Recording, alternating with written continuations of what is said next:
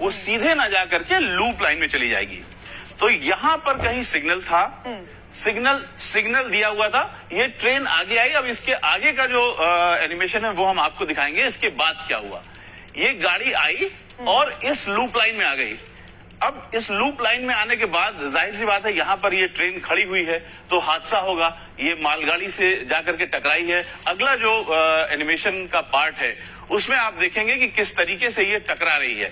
ये जब टकराई है तो इस मालगाड़ी से टकराते हुए इसके सारे जो कोचेस हैं वो डिरेल हो गए और पीछे का जो हिस्सा है, पीछे के जो 3 डिब्बे हैं वो उस तरफ पलट गए या उछल गए होंगे। तो ये जब उछले हैं तो आप देख रहे हैं कि जिस समय, जिस पॉइंट ऑफ टाइम पे ये उछल रहे हैं उसी समय वो गाड़ी पास हो रही है और लगभग पूरी गाड़ी पास हो चुकी है। सिर्फ 2 आखिरी के जो डिब्बे हैं उनसे ये 3 डिब्बे जाकर के टकराए। और हम आपको बता दें कि हादसा क्यों इतना गंभीर हुआ। ये जो 2 डिब्बे हैं पास होती हुई ट्रेन के, उसमें वो जनरल कोचेस थे, उसमें ठसाठस लोग भरे थे।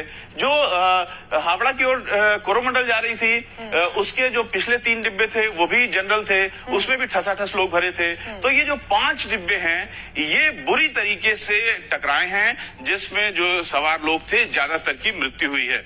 और ये ट्रेन जो हादसा हुआ है वो उसमें कुल 24 डिब्बों की ये गाड़ी थी जो कोरोमंडल गाड़ी थी।